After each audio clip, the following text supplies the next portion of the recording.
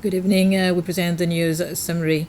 President Wavel Ramkalawan asserts that COP26 had brought Seychelles closer to the international scene. President Ramkalawan was speaking at a press conference after he returned to the country after attending COP26 at Glasgow, Scotland. He said it was an opportunity to seek out what is best for business and other areas of interest for Seychelles, and to have the opportunity to meet with world leaders. President Ramkalawan also spoke on various issues concerning the country, several issues of concern to the country, such as drugs, anti-social activities, employment, and protest at the clock tower.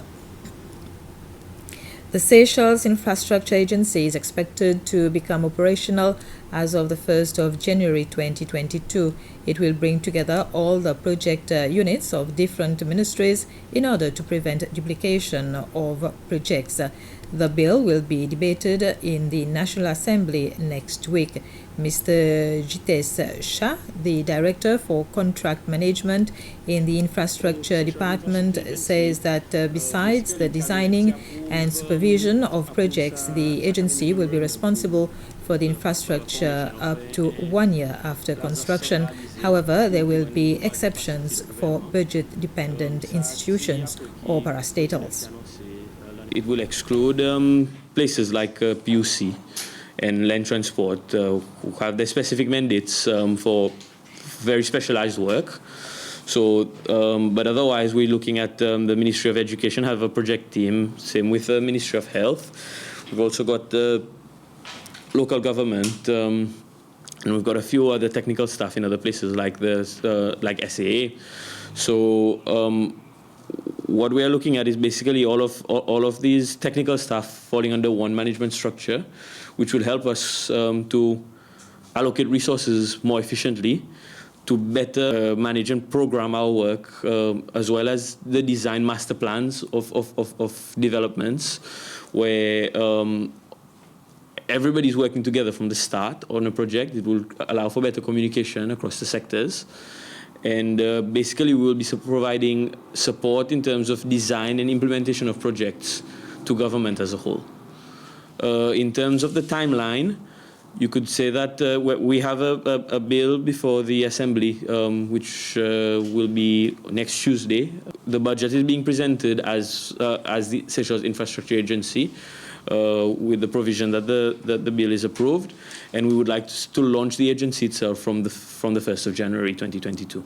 Better project planning, better organization in terms of making sure that works aren't duplicated, making sure that we are aligning our developments with the national development strategy of the country, that we are making sure that we're not investing in projects which are not necessarily going to be bringing direct benefits now, and we can prioritize better the resources we currently have in terms of financial resources as well as human resources can be better allocated and better managed moving forward.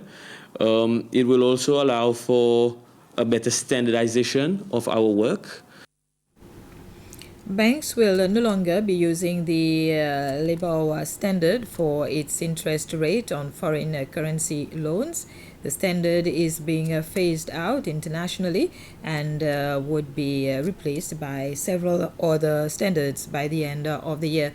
Currently, only 3 banks, namely ABSA, MCB, and Nouveau-Bank, has transactions or contracts based on LIBOR.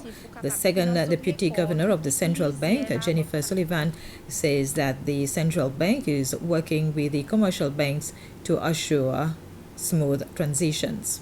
The banks are in communication with clients that are impacted, so that maybe contracts can be reviewed. On the side of the central bank, we are concerned with the soundness of the financial system, ensuring that there is integrity in the financial market. And this is something that we are working closely with the commercial banks to ensure that the transition does happen in a smooth manner. Seychelles is celebrating the 265th anniversary of when the stone of possession was placed in Seychelles. It was on the 1st of November 1756 that French explorer Captain Nicolas Murphy laid the stone of possession on a rock on the current Francis Rachel Street. The stone of possession had been placed in various locations, including at State House. However, today it is on display at the National Museum of History. To mark the occasion, the National Museum of History made a presentation where invitees learned about the history of the oldest monument in Seychelles history. Sculptor James Auguste also explained how he is working to replicate the stone of possession. I've done so many research until I've got the exact pattern, the exact design which was supposed to be on the stone, and I've started working on it. And what I've done a model by using the material which called polystyrene, and it had helped me to create a certain difficult position of that rock itself, especially where it concerns the crown, okay, and where it concerns also the tree leaves. So it was a bit complicated how to design them. So the polystyrene had helped me how to trim it with a trimming knife, make a model, create a model, then duplicate that model to make it exist today. The government is proposing a budget of a little more than 10.09 billion rupees for next year. The appropriation bill for the proposed budget was published in the official gazette this week. It will be presented to the National Assembly on Friday next week at 9 a.m. A judge has agreed to accelerate the hearing of an appeal by Nasim Onizim, the Kenyan woman deported last Christmas for drug trafficking. At the appeals court this afternoon, Judge Fiona Robinson ruled the case will be heard during April's sessions next year. Mrs. Onizim's lawyer is challenging a constitutional court ruling against her on a timing technicality. Basil Waru wanted her appeal heard before her dependent's visa allowing her to live here expires.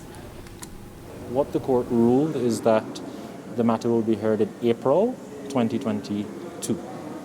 And if they are successful in their appeal, then the matter will go back to the Constitutional Court. It's purely procedural and technical. Any stronger arguments to bring to the court other than sort of procedural ones? Well, when you hire a lawyer, you expect your lawyer to find all the procedural flaws, all of the substantial flaws. But at this stage, we're just looking at the procedural matters. This was the news summary.